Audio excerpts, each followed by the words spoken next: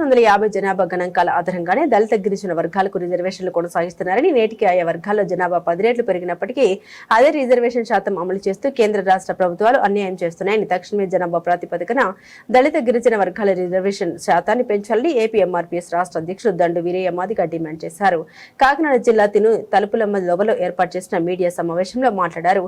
June 15వ తేదీన మద్రాసులో జరుగు అఖిల భారత మాదిగల జయంతి వేడుకలకు దక్షిణాది రాష్ట్రాల నుండి మేధావులతో ప్రత్యేక సమావేశం ఏర్పాటు చేస్తున్నామని, దీన్ని విజయవంతం చేయాలని పిలుపునిచ్చారు. దక్షిణాది రాష్ట్రాల ప్రజలకు అందుబాటులో ఉండే విధంగా ఢిల్లీతో పాటు రెండవ రాజధాని దక్షిణాది రాష్ట్రాల్లో ఏర్పాటు చేయాలని ఈ సందర్భంగా డిమాండ్ చేశారు.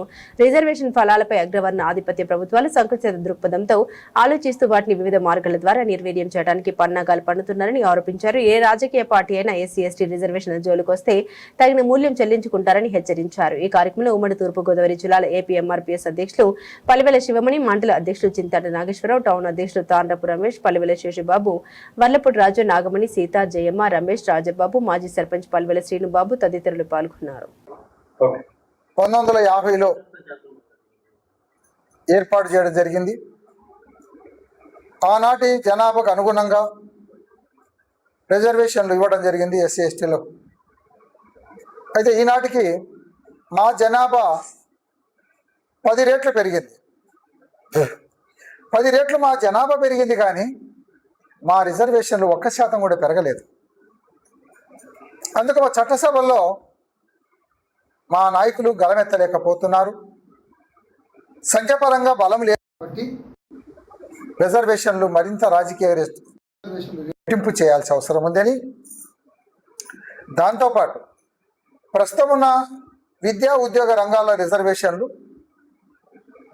దీన్ని పెంచడానికి కోసం నూతన కుల గణాంకాల సేకరణ చేయాలి.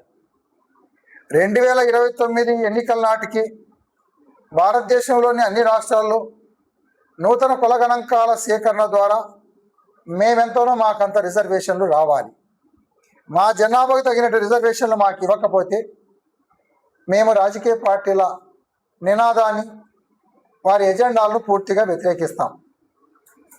దాంతోపాటు ఈరోజు ఒకే రాజధాని భారతదేశంలో ఢిల్లీలో ఉండటం వల్ల పలు సమస్యల విషయం మీద పేద ప్రజలు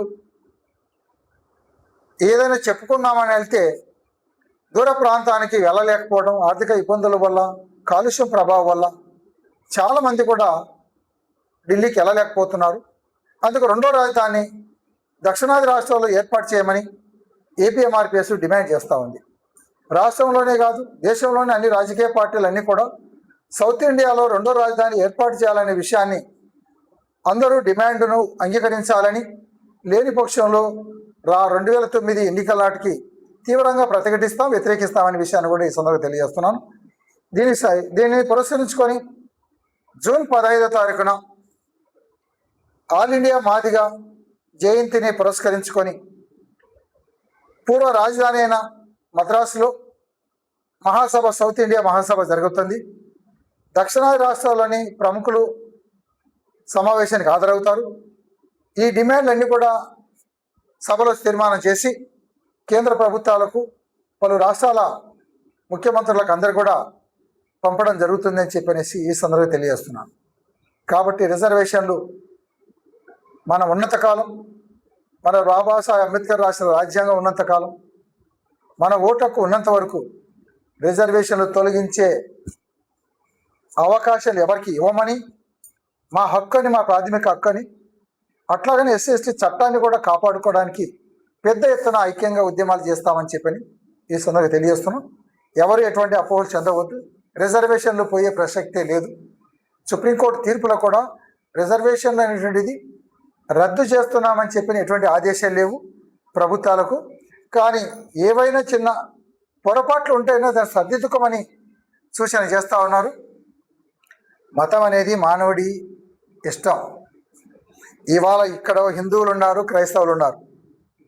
ఇవాళ క్రైస్తవులు కూడా హిందూ దేవాలయానికి వచ్చారు, నాతో పాటు హిందూ సాంప్రదాయాన్ని అంగీకరించారు. మరి ఈ దేశంలో మొదటి హిందువులైన వాళ్ళు మేమైతే మాకు రిజర్వేషన్లు లేకుండా పోవడం ఏంటి? కాబట్టి మా రిజర్వేషన్లకు ఎటువంటి ప్రమాదం ఉండదు. ప్రమాద పరిస్థితి వచ్చే దేశంలో రెండో ప్రపంచ యుద్ధం కాదు, మూడో యుద్ధం జరగబోతుంది. అది దళితుల యుద్ధమే మరోసారి చూడవలసి వస్తుందని చెప్పనేసి